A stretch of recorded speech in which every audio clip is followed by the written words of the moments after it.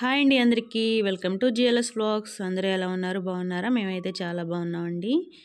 నిన్న మా యానివర్సరీ సందర్భంగా సగ్గుబియ్యం రవ్వతో హల్వా అయితే చేశానండి.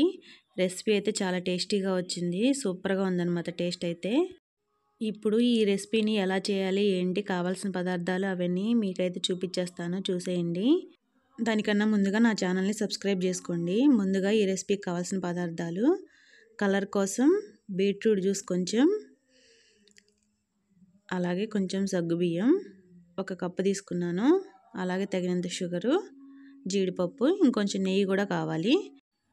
ముందుగా మనం తీసుకున్న సగ్గుబియ్యాన్ని ఒక కప్పు మిక్సీ జార్లో వేసుకొని రవ్వలాగా మిక్సీ పట్టుకోవాలి. ఇలా మిక్సీ పట్టుకున్న సగ్గుబియ్యం రవ్వని ఒక బౌల్లో వేసుకొని తగినన్ని వాటర్ వేసుకొని నానబెట్టుకోవాలి. ఇదిగోండి, ఇక్కడ వాటర్ అయితే యాడ్ చేస్తున్నాను. ఒకసారి వాటర్ వేసేసి ఒకసారి స్పూన్ తీసుకొని కలుపుకొని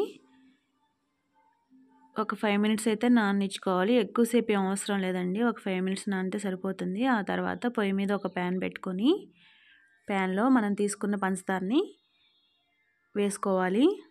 పంచదార వేసుకున్న తర్వాత ఈ పంచదార కరగటానికి తగినన్ని వాటర్ అయితే యాడ్ చేసుకోవాలి. ఇప్పుడు వాటర్ వేసుకున్నాం కదా, అది కరిగేంత వరకు తిప్పుతూ ఉండాలి.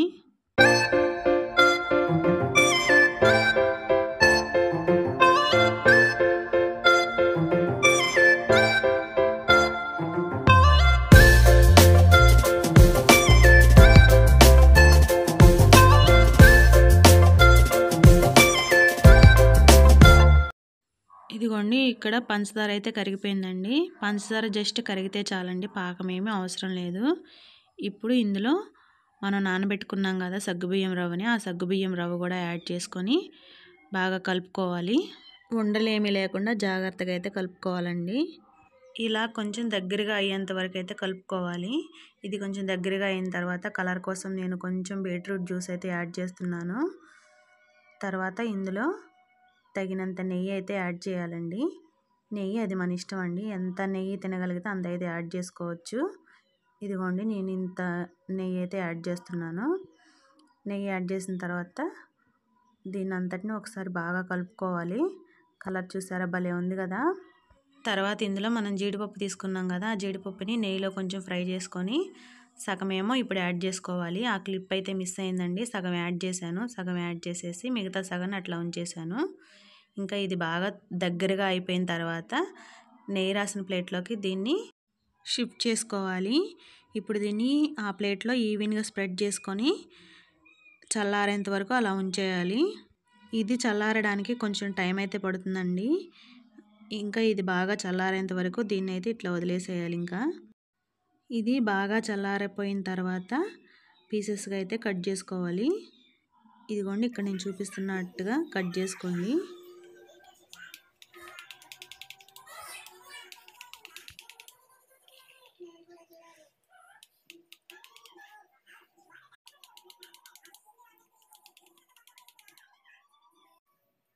ఆ తర్వాత మిగిలిన జీడిపప్పుని ఇలాగ ఒక్కొక్క పీస్ మీద పెట్టుకుంటే మన స్వీట్ అయితే రెడీ అయిపోయినట్టే. టేస్ట్ అయితే చాలా సూపర్గా ఉందండి, నిజంగా చాలా బాగుంది. మీకు కూడా నచ్చితే ఒకసారి ట్రై చేసేయండి. అలాగే నా ఛానల్ని సబ్స్క్రైబ్ చేసుకోవడం మాత్రం అస్సలు మర్చిపోవద్దండి. యాపిల్ ఎలా ఉందిరా స్వీట్? బాగుంది. ఓకే ఫ్రెండ్స్, స్వీట్ అయితే చాలా బాగుంది. నచ్చితే కనుక మీరు కూడా ఒకసారి ట్రై చేసేయండి. అలాగే నా వీడియోస్ని లైక్ చేయండి, షేర్ చేయండి, అలాగే సబ్స్క్రైబ్ చేసుకుని పక్కన ఉన్న బెల్ ఐకాన్ కూడా యాక్టివేట్ చేసుకోండి. అప్పుడే నా వీడియోస్ అనేది మీకు నోటిఫికేషన్గా వస్తాయి. ఓకేనా ఫ్రెండ్స్, బాయ్ అండి అందరికీ. Thank you.